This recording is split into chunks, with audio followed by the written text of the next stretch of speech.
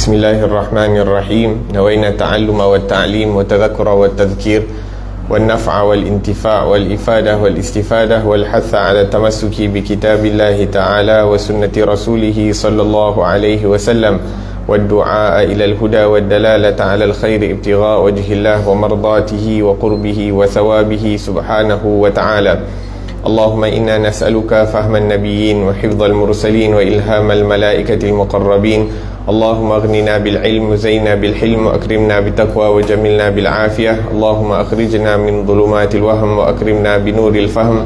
Subhanaka la ilma lana illa ma 'allamtana innaka antal alimul hakim. Rabbi shrah li sadri wa yassir li amri wahlul 'uqdatan min lisani yafqahu qawli wa saddid lisani wahdi qalbi bihaqqi sayidina Muhammadin sallallahu alaihi wasallam.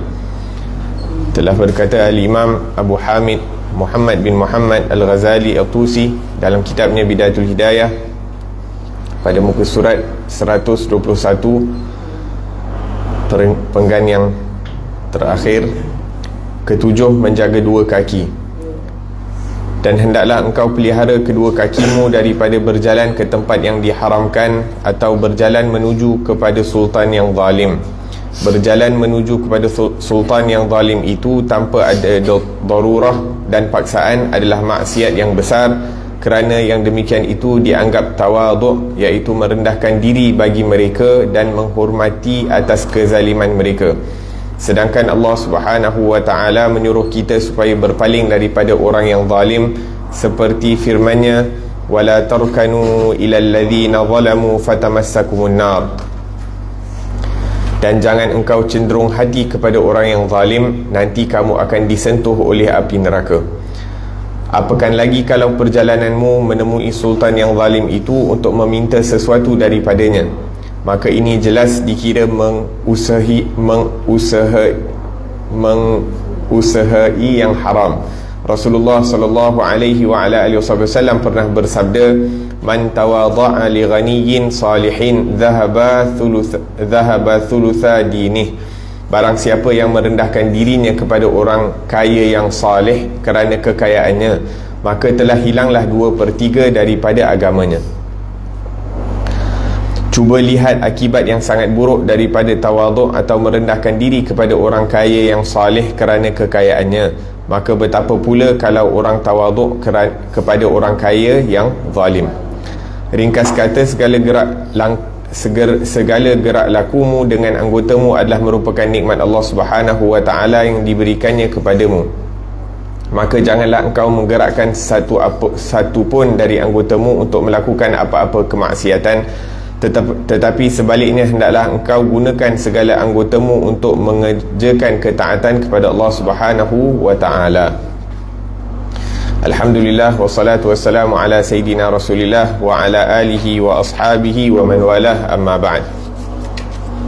Alhamdulillah, kita bersyukur pada Allah Subhanahu wa ta'ala yang mana telah berikan kita, pinjamkan umur kepada kita, berikan kita keafiatan, berikan kita kesihatan, sehingga kita telah berada pada bulan Syawal, minggu yang ke-2. Separuh daripada Syawal telah berlalu, berbaki lagi 2 minggu kurang lebih daripada bulan Syawal. Bagi mereka-mereka yang dah menunaikan puasa 6, tahniah diucapkan. Bagi mereka-mereka yang belum bermula, maka kita masih ada lagi masa untuk melakukan daripada puasa 6 tersebut. Yang mana Nabi sallallahu alaihi wasallam menyebutkan, man shama Ramadan thumma atba'ahu sittan min Syawal, barang siapa yang berpuasa di bulan Ramadan kemudian diikuti dengan puasa 6 di bulan Syawal, maka dia akan mendapat pahala puasa sunat ataupun puasa setahun sunat. Maka ini merupakan satu ganjaran yang besar daripada Allah Subhanahu wa ta'ala. Dan kalau kita ada kemampuan dan ada kelapangan untuk berpuasa, maka kita cuba usahakan untuk berpuasa.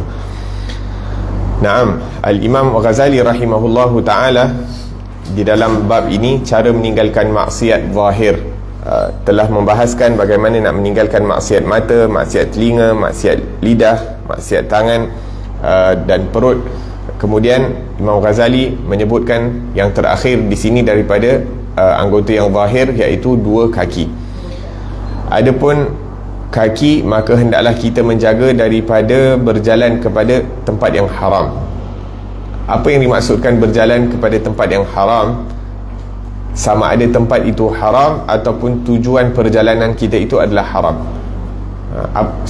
Contohnya, tujuan perjalanan haram, kita pergi ke satu tempat dengan niat untuk nak mengumpat, kita pergi ke satu tempat dengan niat untuk nak melakukan perkara yang dilarang oleh Allah Subhanahu wa taala, wal iyad billahi tabaraka wa taala, ataupun kita pergi ke satu tempat untuk nak mengintip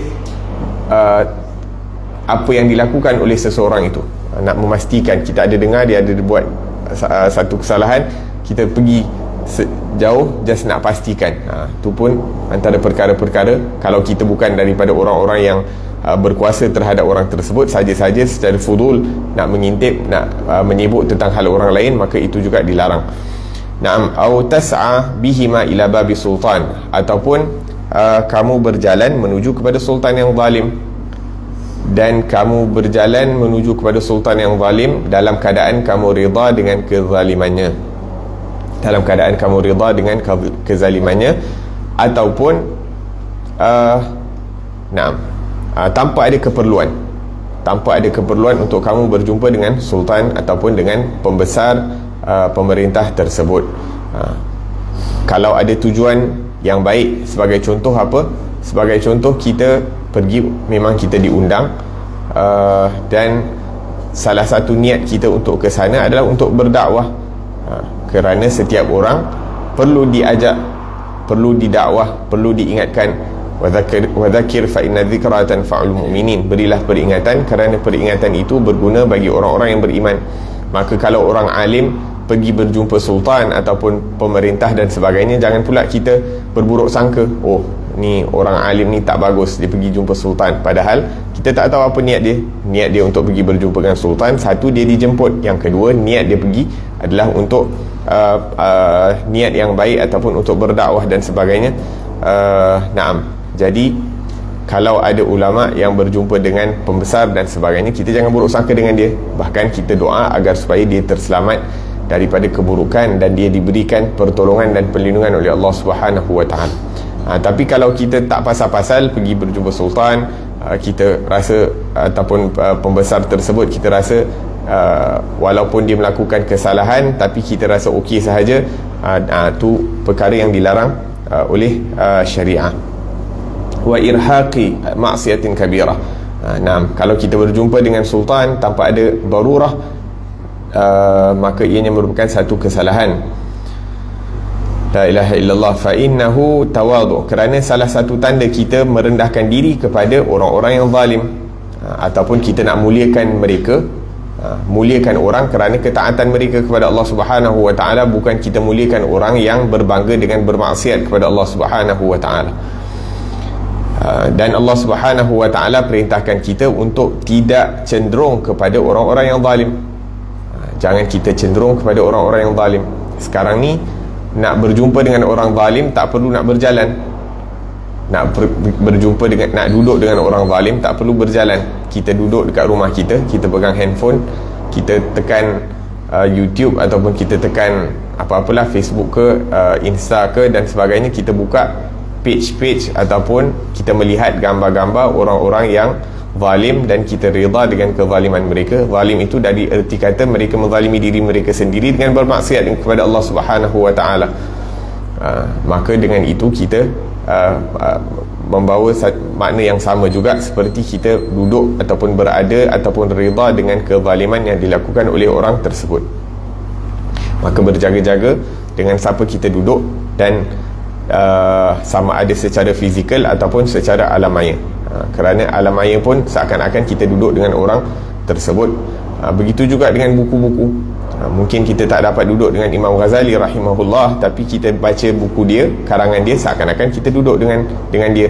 Kita dapat mengetahui cara pemikiran dia, kita dapat tahu bagaimana sifat baik, sifat-sifat baiknya dan sebagainya. Jadi dengan buku pun kita berjaga-jaga, jangan kita main baca je mana-mana buku. Kadang-kadang buku orang tulis atas niat yang tak baik. Maka dengan kita membaca buku tanpa periksa, tanpa mengetahui siapa author, siapa penulis dia, maka takut-takut dia akan merosakkan fikiran kita. Wahakadha. La ilaha illallah. Naam.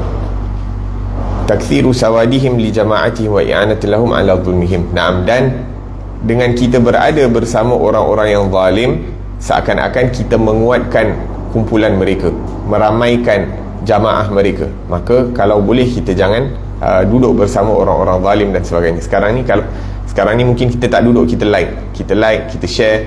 Tu pun macam kita bagi semangat lah dekat dia, bagi sokongan kepada mereka. Kalau orang tu zalim, orang itu tak taat kepada Allah Subhanahu Wa Taala, tak perlu.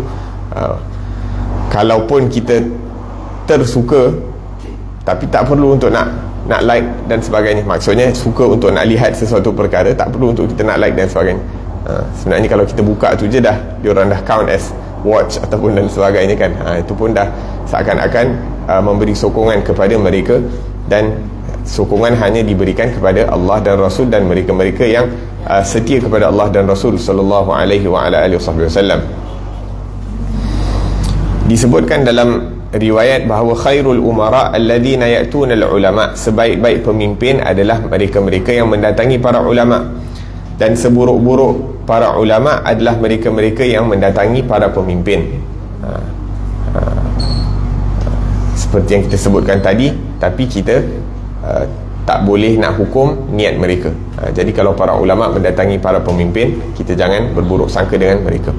Wa fil khabar, dalam riwayat menyebutkan para ulama ini merupakan pemegang amanah para rasul di kalangan hamba Allah Subhanahu Wa Taala, selagi mana mereka tidak menggauli para pemimpin.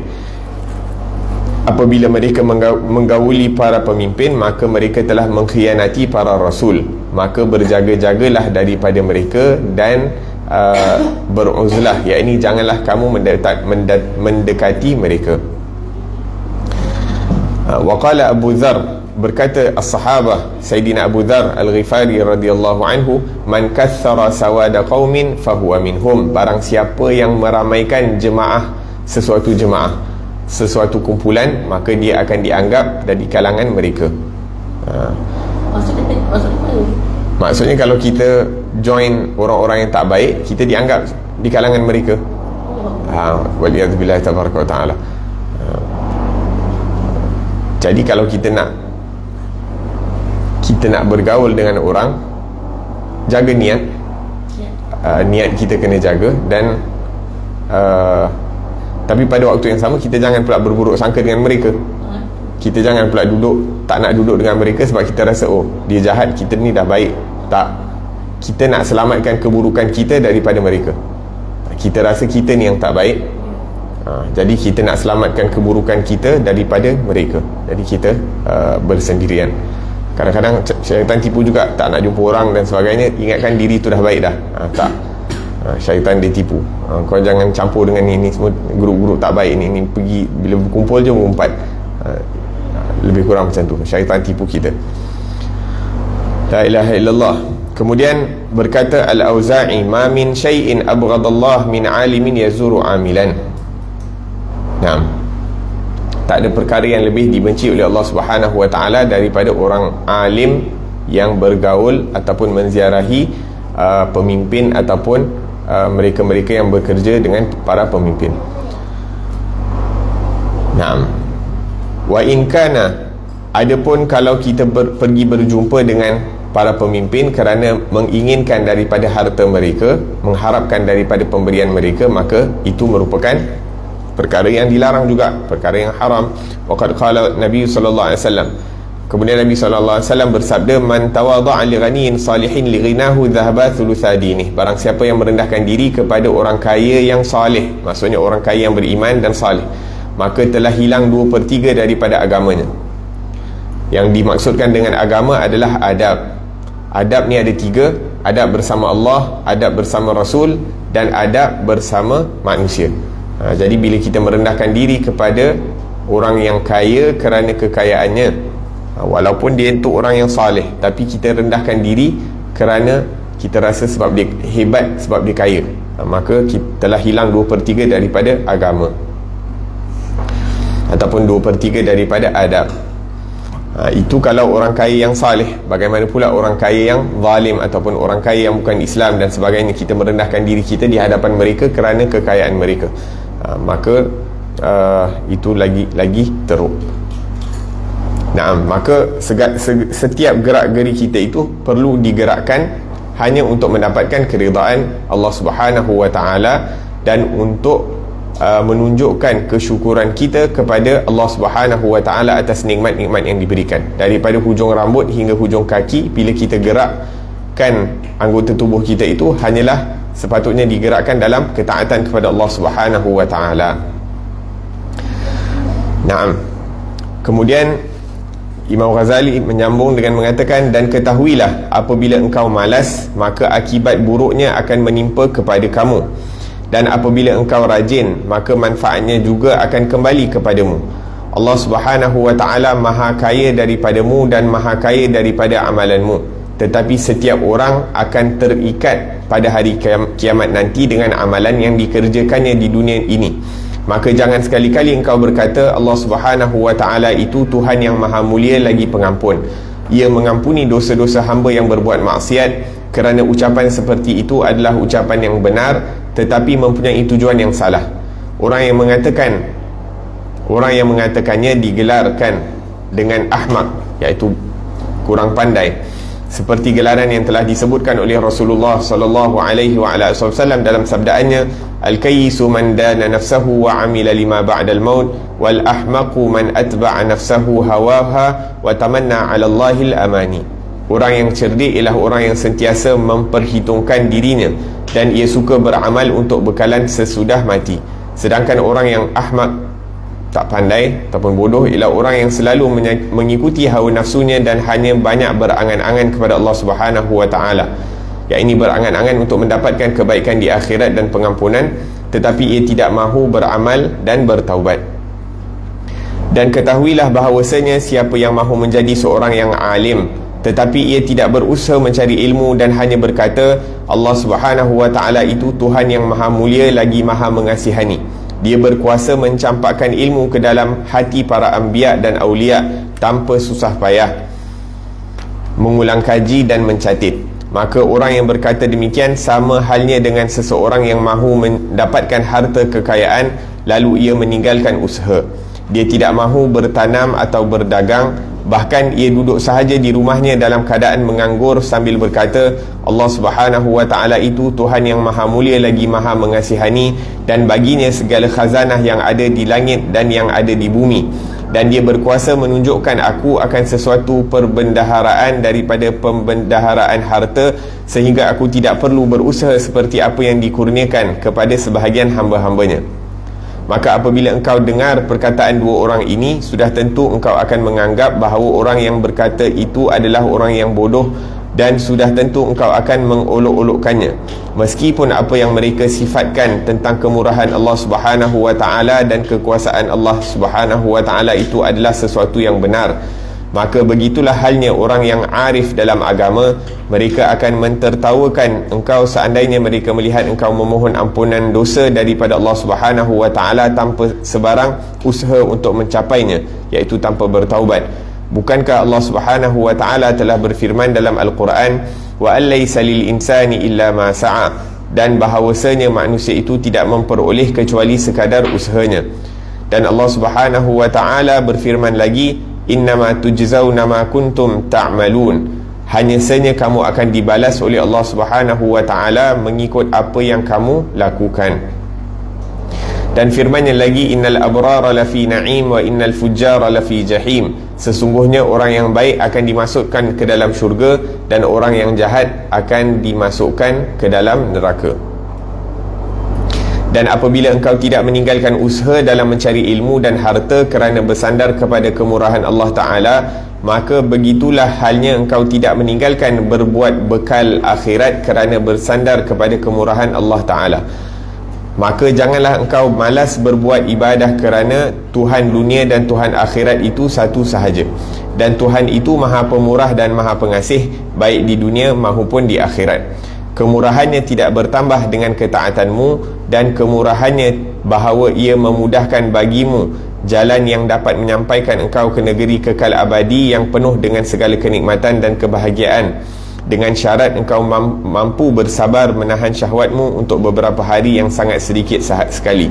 Maka inilah kesudahan daripada kemurahannya. Maka janganlah engkau berbisik di dalam dirimu dengan lamunan dan angan-angan yang kosong, dan hendaklah engkau mencontohi kesungguhan orang-orang yang mempunyai kepandaian daripada para anbiya dan salihin.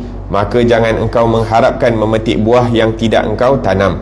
Mudah-mudahan Allah Subhanahu wa ta'ala mencurahkan rahmat dan keampunannya kepada orang yang rajin berpuasa, sembahyang dan berjihad dan bertakwa. Ringkas kata, peliharalah anggotamu yang zahir dari maksiat-maksiat yang disebutkan sebelum ini, dan ketahuilah bahawa perbuatan anggotamu yang zahir ini hanyalah timbul dari perintah yang datang dari dalam hatimu. Dan apabila engkau bermaksud memeliharakan segala anggotamu yang zahir, maka mulakanlah perbaikan itu dengan membersihkan hatimu, dan inilah yang dinamakan dengan taqwa batin. Dan hati yang ada di dalam badanmu itulah yang dinamakan dengan mudghah, iaitu segumpal daging yang apabila ia baik, maka akan baiklah seluruh anggotamu, dan apabila ia rosak, maka rosaklah seluruh anggotamu.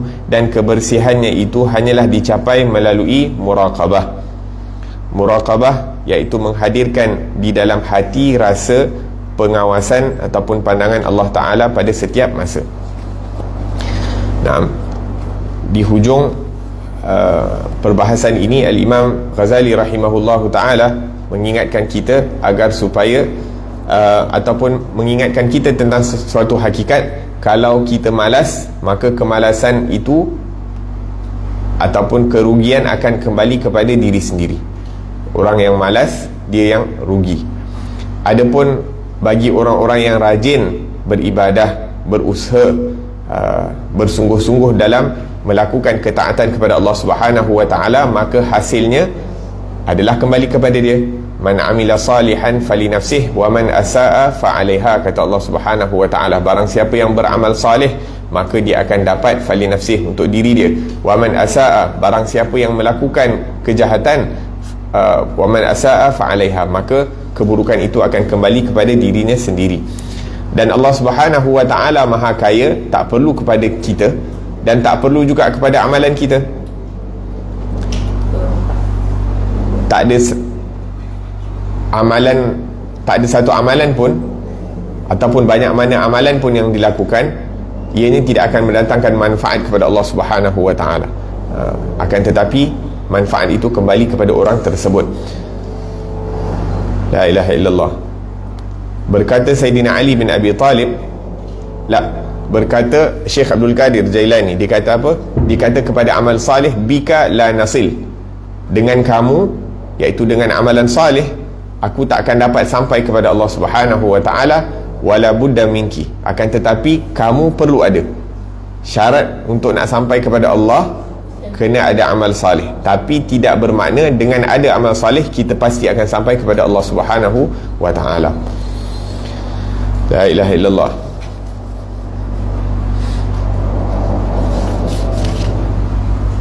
Naam.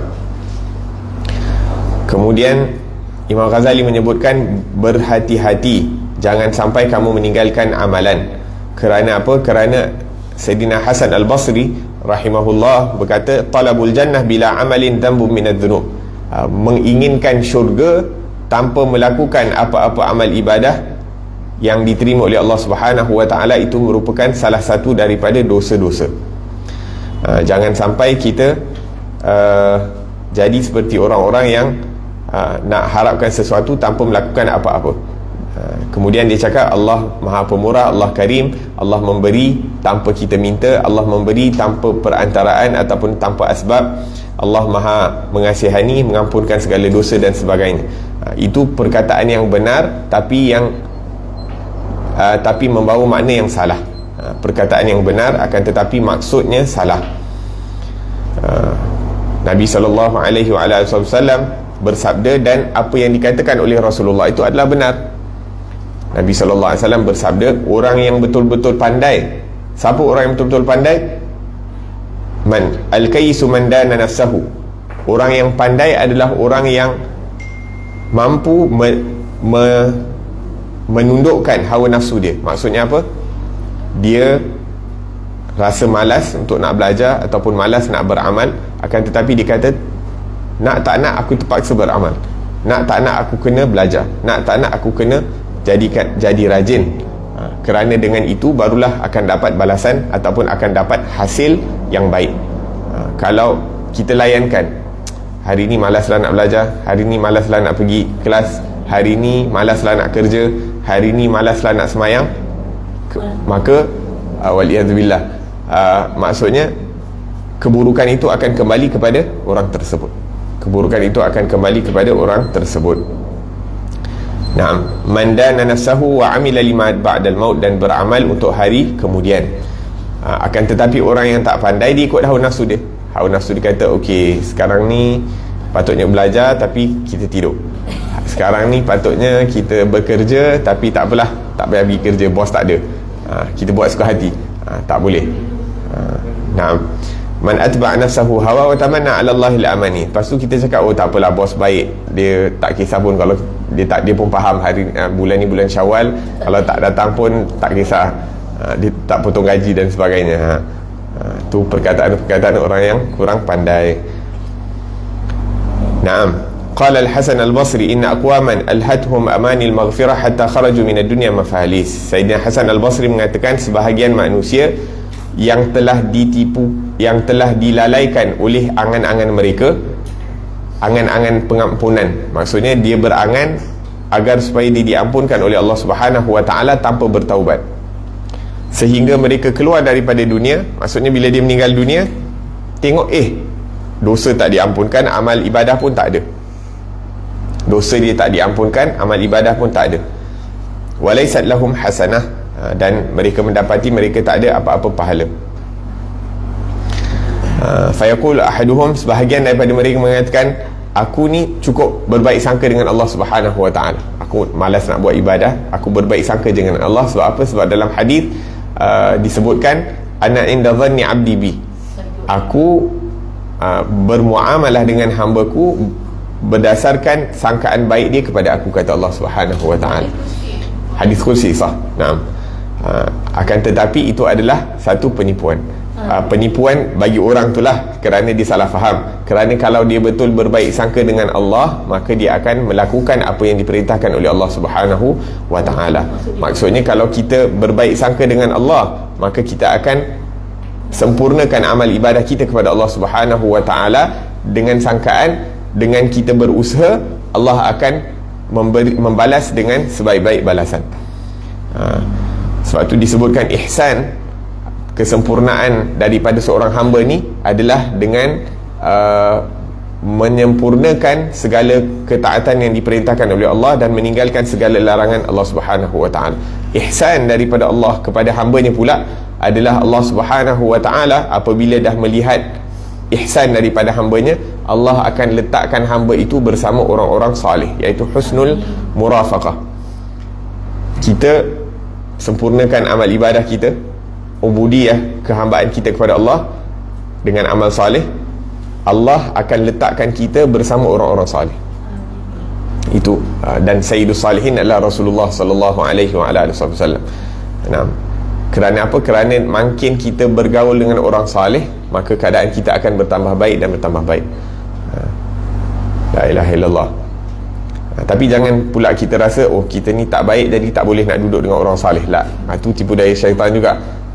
Duduk, bahkan disebutkan bahawa duduklah dengan orang salih sehingga kita jadi orang salih. Duduklah dengan orang salih sehingga kita jadi salih, walaupun pada permulaannya kita tak baik. Jangan kita rasa, oh aku ni tak layak nak duduk dengan orang salih, aku banyak dosa dan sebagainya. La, duduk bersama mereka sehingga kita jadi baik seperti mereka. La ilaha illallah. Dan duduk dengan orang salih juga zaman sekarang ni dah dipermudahkan. Mungkin kita tak boleh nak bersemuka fizikal dengan mereka, tapi kita boleh banyak duduk online classes dan sebagainya. Mungkin kalau zaman dulu, kalau tak ada internet, kita nak duduk dengan orang yang berada di kota Makkah, duduk dengan orang yang berada di kota Madinah ataupun di tempat-tempat yang mulia, di Tarim dan sebagainya. Kalau dulu tak ada internet tak boleh, tapi sekarang ni alhamdulillah kita boleh tengok live FB dan sebagainya dekat YouTube. Dipermudahkan. Akan tetapi kemudahan yang Allah berikan itu juga merupakan satu ujian. Adakah kita gunakan untuk kebaikan ataupun kita gunakan untuk keburukan? Allah bagi kita duduk dekat Malaysia, alhamdulillah internet laju dan sebagainya. Adakah kita gunakan kelajuan internet itu untuk mendapat manfaat di negeri akhirat, ataupun kita gunakan untuk waliyadzubillah sebaliknya? Marhaba. Antara online dengan fizikal kan, dia lain. Naam, selagi mana kita boleh usahakan fizikal, memang sebaiknya fizikal lah. Tapi kalau kita tak terhalang atas sesuatu sebab untuk nak hadir secara fizikal, maka online the best option lah selepas itu. Tapi sebaik-baiknya adalah fizikal lah. Naam, sebaik-baiknya adalah fizikal. Naam.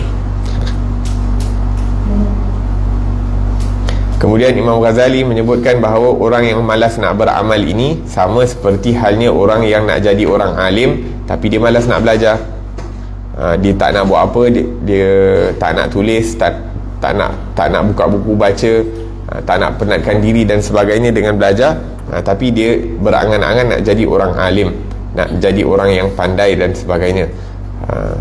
Begitu juga orang yang nak jadi orang yang berharta ataupun nak jadi orang kaya tapi dia tak buat apa-apa, dia tak bekerja keras, dia tak berniaga, dia tak bercucuk tanam dan sebagainya, dengan alasan kerana apa? Kerana dia kata Allah Maha berkuasa untuk nak berikan kekayaan, nak berikan ilmu, nak berikan segala-galanya tanpa ada apa-apa perantaraan. Memang betul, Allah mampu nak jadikan orang yang miskin esok jadi kaya.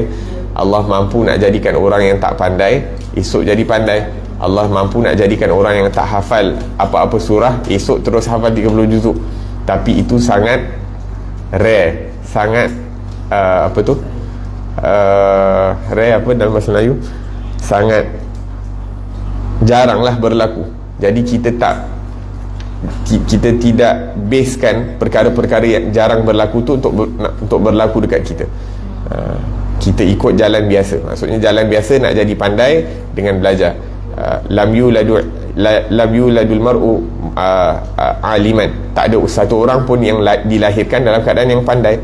Innamal ilmu bitta'allum. Sesungguhnya ilmu itu didapati dengan belajar. Begitu juga dengan sifat-sifat yang mulia.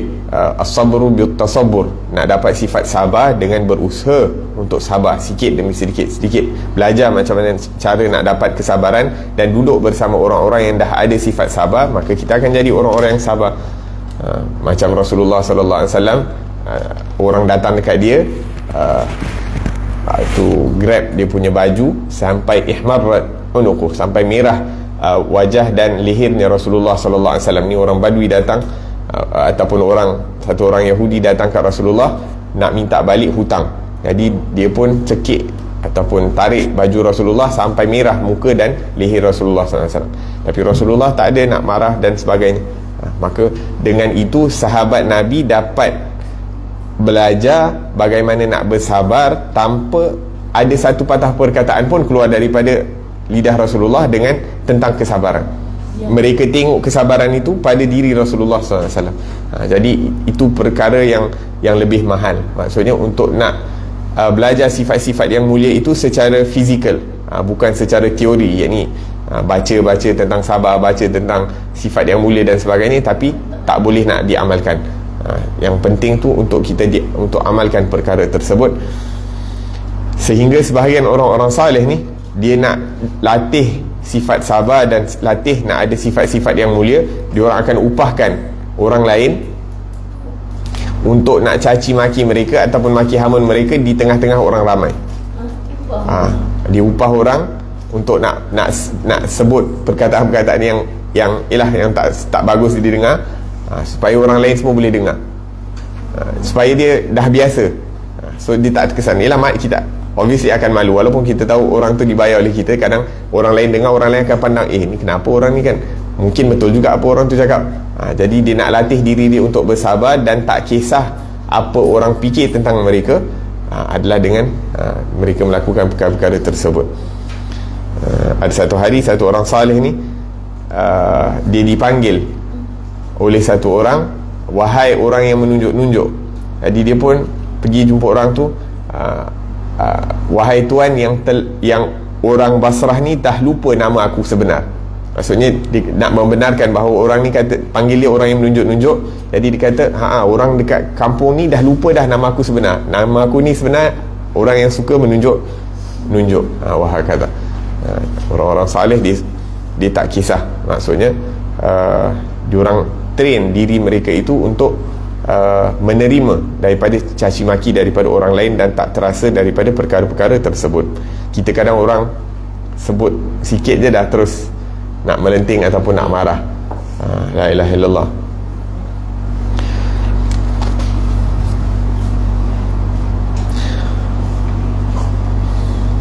Naam. Kemudian Said Yahya bin Mu'adz mengatakan bahawa antara al-ightirar, yakni antara ightirar ni kita tertipu, yakni berterusan dalam melakukan dosa tapi mengharapkan pengampunan daripada Allah Subhanahu wa taala tanpa ada sikit penyesalan. Tu tipu daya syaitan kepada manusia. Dia senang tertipu. Dia berterusan melakukan dosa, tak menyesal, tak ada rasa takut, tapi dia mengharapkan agar dosanya diampunkan oleh Allah Subhanahu wa taala. Dia mengharapkan untuk menjadi orang-orang yang didekatkan kepada Allah Subhanahu wa taala tanpa melakukan ketaatan, tanpa bersungguh-sungguh dalam melakukan ketaatan. Nak jadi orang hebat tapi tak nak melakukan apa yang dilakukan oleh orang-orang yang hebat.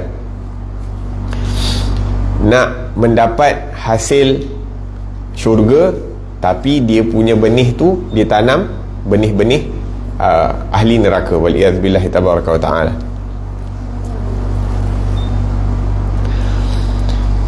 Dalam pepatah Arab disebutkan, tarjun najata walam tasluk masalikaha, inna safinata la tajri alal yabisi. Kamu mengharapkan kejayaan tapi kamu tidak lalu jalan orang-orang yang telah berjaya. Nak berjaya tapi tak nak buat apa orang-orang yang berjaya buat. Sesungguhnya kapal itu tidak berjalan di atas tanah yang kering. Kapal jalan dekat atas laut. Kapal jalan ke atas laut. Jadi kalau laut tu kering, kapal tak boleh jalan.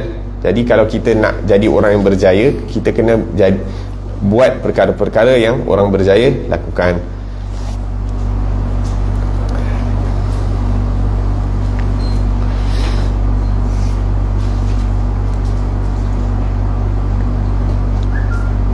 Nah,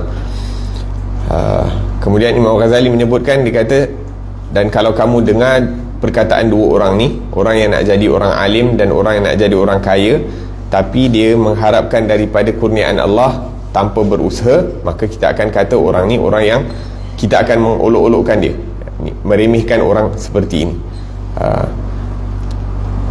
Sedangkan Allah Subhanahu wa ta'ala jadikan dunia ini darul asbab. Setiap apa yang berlaku di atas dunia ni ada cause and effect, ada sebab dan ada musabab. Sebab itu apabila Allah Subhanahu wa ta'ala berfirman kepada Siti Maryam, Allah berfirman apa? Wa huzi ilaiki bijid'in nakhlati tusaqit alayki rutaban janiya.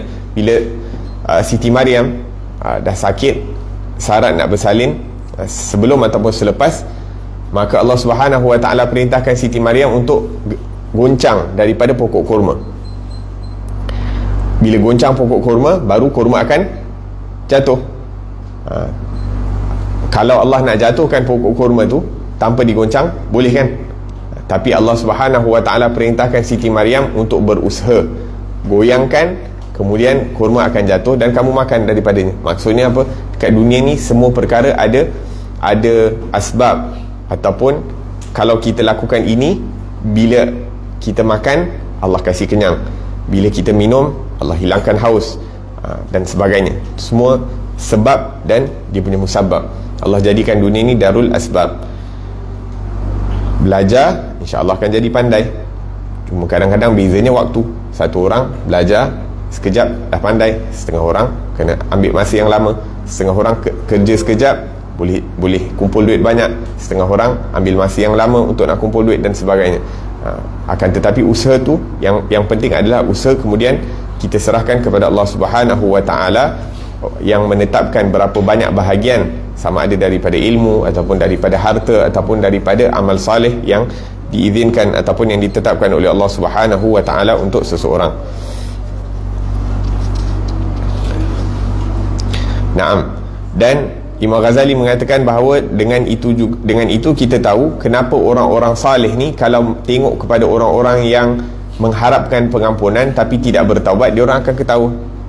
Dia tengok orang-orang ni nak jadi baik tapi tak nak tinggalkan dosa, nak dapat tu, nak dapat ni, tapi dia tak berusaha, tak beramal dan sebagainya, maka mereka akan rasa pelik melihat keadaan orang-orang yang menginginkan kebaikan daripada Allah tapi tak melakukan amalan soleh. Wa alaysa lil insani illa ma sa'a, kerana manusia itu akan mendapat apa yang mereka usahakan. Sesungguhnya orang-orang yang baik akan berada di dalam syurga dan orang-orang yang buruk ataupun yang jahat akan berada di dalam neraka. Waliyazubillahi tabaraka wa ta'ala.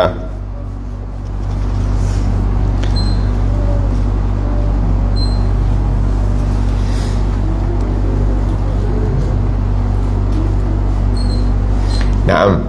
Dan kemudian Imam Ghazali menyebutkan kemurahan Allah secara hakikat adalah apa?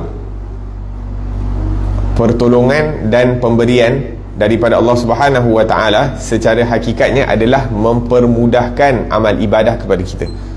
Maksudnya kalau Allah Subhanahu Wa Taala dah permudahkan untuk kita untuk melakukan ketaatan, maka di situ merupakan pertolongan daripada Allah Subhanahu Wa Taala.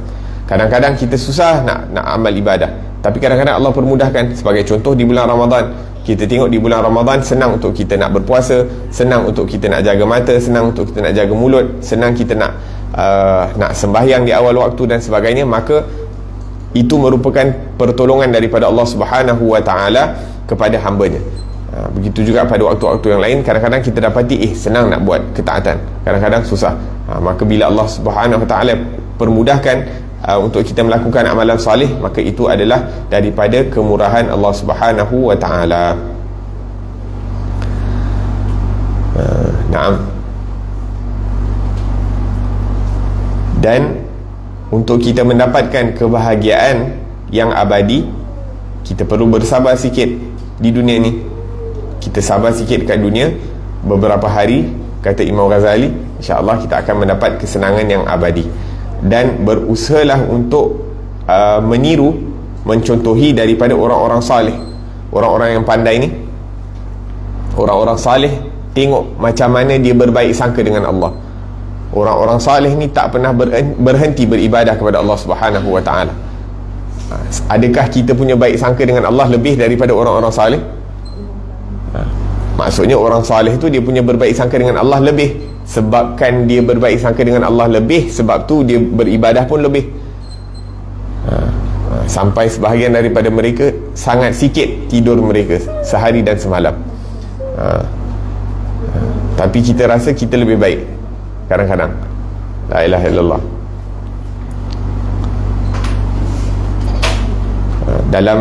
Disebutkan dalam pepatah, tashabbahu illam takunu mithlahum. Contohilah orang-orang saleh kalau kamu tidak dapat jadi seperti mereka. Cuba je tiru, cuba dekati ataupun cuba contohi apa yang dilakukan oleh orang-orang saleh, walaupun secara hakikatnya kita ni bukan macam orang saleh.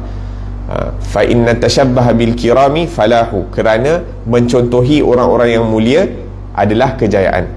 Hanya dengan mencontohi orang-orang yang mulia mendatangkan kejayaan, dan sebaliknya juga dengan mencontohi orang-orang yang jauh daripada Allah akan menjauhkan kita daripada Allah Subhanahu Wa Taala. Waliyazbillahi tabaraka wa taala. Bahkan dalam Al-Quran, وَذَلِكُمْ ظَنُّكُمُ الَّذِي ظَنَنْتُمْ بِرَبِّكُمْ أَرْدَاكُمْ فَأَصْبَحْتُمْ مِنَ الْخَاسِرِينَ. Terkadang orang ingat dia atas sangkaan dia kepada Allah Subhanahu wa ta'ala yang salah, akan menyebabkan dia menjadi orang-orang yang rugi di akhirat nanti.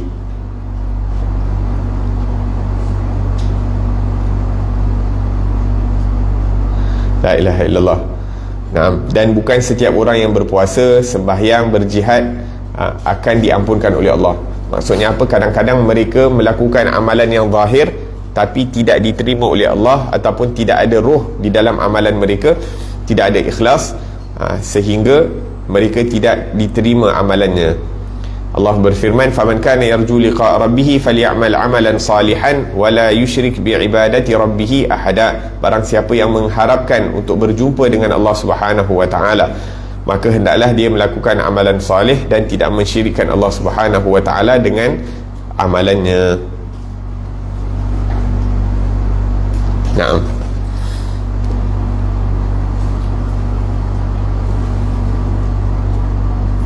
Kemudian Imam Ghazali mengatakan, sumber kebaikan yang datang kepada anggota tubuh badan kita ini berasal daripada hati. Kita dapat jaga mata, kita dapat jaga telinga, kita dapat jaga lidah, kita dapat jaga tangan, perut, kemaluan dan kaki. Asal usul dia, datang kekuatan tersebut daripada hati yang bersih. Maka untuk nak bersihkan anggota tubuh badan kita ini daripada kotoran ataupun daripada maksiat, yang pertama perlu diberikan perhatian tentang hati. Perlu untuk kita bersihkan hati, kemudian insya-Allah akan bersih anggota tubuh badan yang lain. Kerana dalam hadis Nabi sallallahu alaihi wasallam menyebutkan bahawa inna fil jasadi la mudghah, sesungguhnya dalam tubuh badan itu ada seketul daging. Disebutkan di sini seketul daging itu besar mana? Al-qalb, besar dia, besar daging yang boleh dikunyah dalam mulut. Naam. Wa in saghurat fi surah azumat fi rutbah, walaupun dia sebenarnya kecil secara bentuk dia, akan tetapi dia memberi kesan yang besar terhadap orang tersebut. Naam. Idza saluhat saluhal jasadu kullu. Kalau hati tu baik, bersih, tidak berpenyakit, maka akan baiklah tubuh badannya, akan bersihlah seluruh amal ibadahnya, akan diterima oleh Allah Subhanahu wa taala segala amalannya. Akan tetapi kalau hati tu kotor, hati tu rosak, hati tu berpenyakit, maka waliyadzubillah tabaraka wa taala, dia tidak akan diterima amalannya.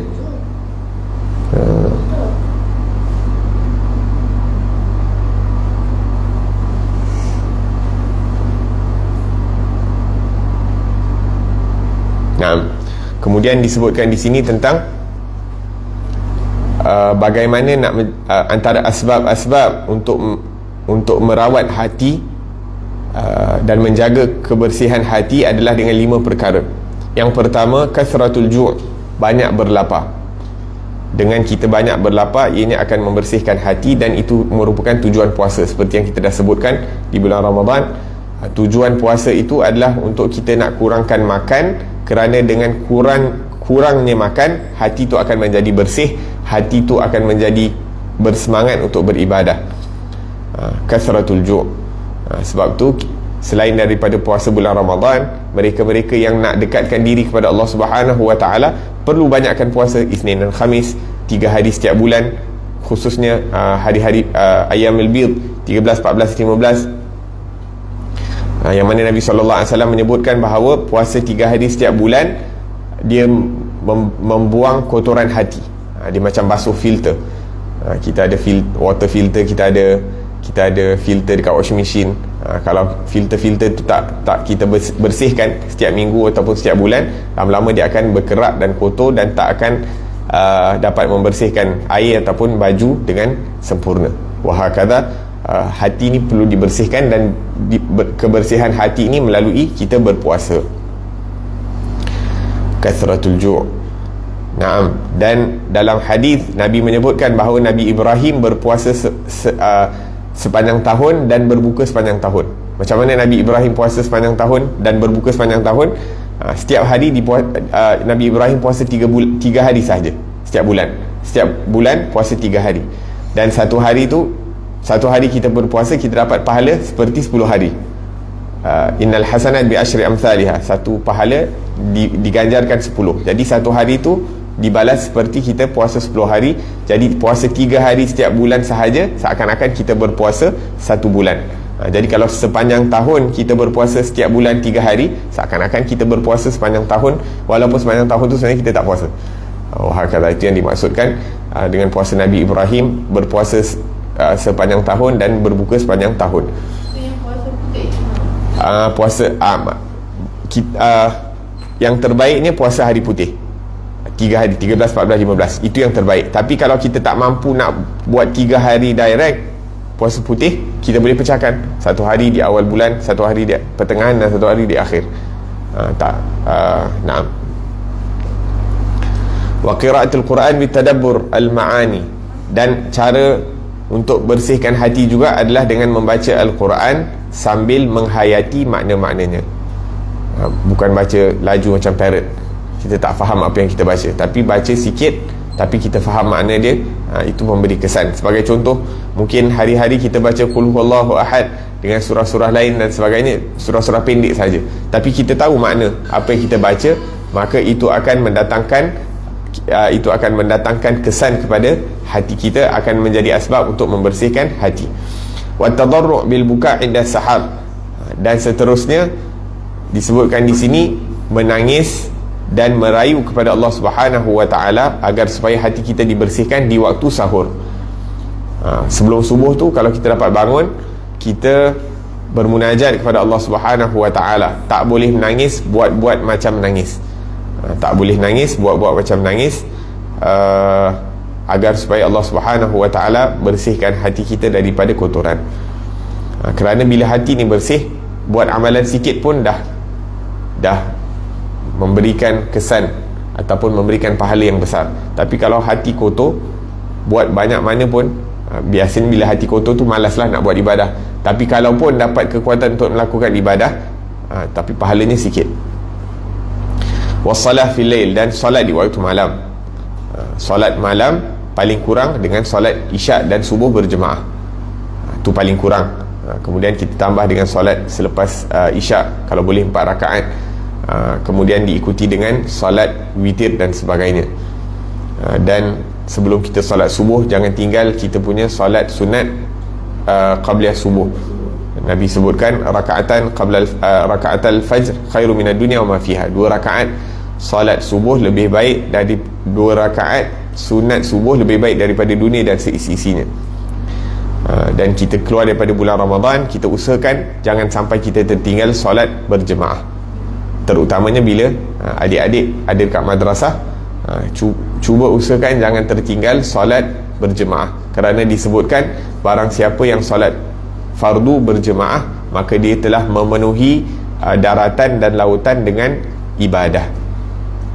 Barang siapa yang menjaga solat fardu berjemaah, maka dia telah memenuhi daratan dan lautan dengan ibadah kepada Allah Subhanahu wa taala. Penuh bumi dengan ibadah, seakan-akan dia telah melakukan ibadah yang sangat banyak, yang mana pahalanya itu memenuhi daripada bumi.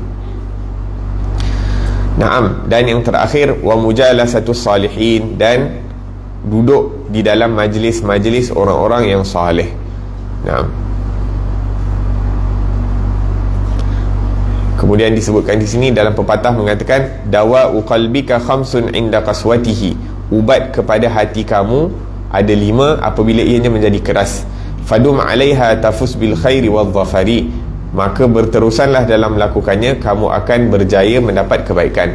Khala'u batnin, biarkan perut kosong, iaitu berlapar. Wa Qur'anun tadabburuhu, dan membaca Al-Quran dengan menghayatinya. Kadza tadarru'u bakin sa'atas sahari, begitu juga bermunajah kepada Allah dalam keadaan menangis di waktu sahur.